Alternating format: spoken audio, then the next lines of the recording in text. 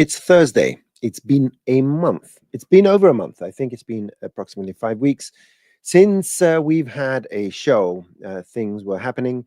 I took a trip to Germany to see all my friends and colleagues at Maxon. I hope everyone is well. I hope you managed without me.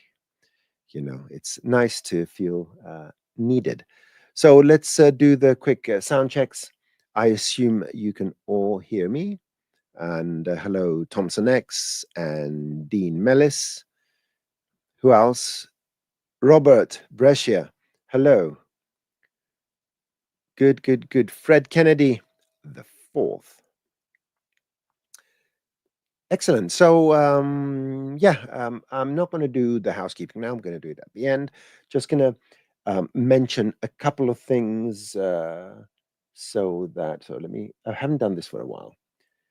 So please, if you're going to ask any questions in the chat, preface it with capitalized question, and that will help me distinguish it from general comments and compliments, of course. And I am going to start, before you start asking your questions, I have a few backlog on my spreadsheet. So what I'm going to do, I'm going to click. I just clicked on one of my gazillion monitors, and let's go through the questions. I did have a question from Anders from Sweden. I sent an email for a follow-up file. I haven't received an email back, so I can't help. And that's because I didn't have time to deal with these earlier. So it's been a while since this was sent. And I'm going to share my screen because, as usual, I'm going to forget, and that's not good. Let's see. That's not bad. Okay, next question, which is relevant to this. And the question is about 3D Studio Max. And I do not do Max, but it's relative to Redshift. So let me see if I can do this. I'm going to go to the banners. I'm going to create a new banner, and I'm going to paste it. I'm going to press Enter, and then I'm going to show the banner. It says, in the Redshift Toon shader, 3D Studio Max. Okay, maybe I should, what I could do is do this, right? No offense, right? No offense. I just feel that I have to do it. It's sort of my responsibility. And there we go. Of the XXX program, I do not know what the program they're referring to was. I want to smoothly process the face shadows. In the link below, this was a video on the link below, but basically, I want the shadows to move according to the lighting position. If I understand the question right, what we're trying to do is use a light to define the shadows. Now, this is a bit too far-fetched, so I'm going to go and make another material, and I'm going to show you what I mean. So I have this area light here, and this works with area lights. It works with point lights and so forth. And we're going to use the Redshift Toon shader. So I'm going to double-click here and just remove this and type C in Toon. Put the Toon material here, and you can drive the surface. Excellent. Now let's put this Toon material on my object. And we have certain parameters. Let me go and dock this here. So we have some space to work with. Excellent. There we go. And if I press Shift V, I can get rid of my safe frames, and those lines are going to go away. Now, what we are trying to do here is we want to drive, come on, there we go. We want to drive the tone mapper. And the tone mapper, we drive it using a ramp. You can use other shaders as well, but ramp is going to be the one that's going to help us here. So you put in the tone mapper, and now the ramp controls how the light fall off is going to work. So if I right click here, and whatever your software is, there are equivalent ways with their own ramps and gradients and stuff like that. I can say that I want all the knots to be step, right? So now what happens here is that I'm controlling the color on the dark side, which now is black. Maybe I want this to be, I don't know, green. or dark green, so forth. And where the lighting is maximum, I get this. Now, how sharp this is going to be is, excuse me, is affected by two parameters. One is the knot, of course. The other one is the light, how big it is. So if I make this extremely small, of course I need to increase the intensity or put no decay. All right, we have no decay here. Just increase this. We do need to increase this. There you go, because the light is very small. So now we have a very sharp shadow. And I think, if I'm not mistaken, yeah, there's something with my node editor now, which I can't navigate properly. Huh, interesting. So let me just go to my startup layout here and just open the materials. Okay, that's better. What was I saying? Now let's try something.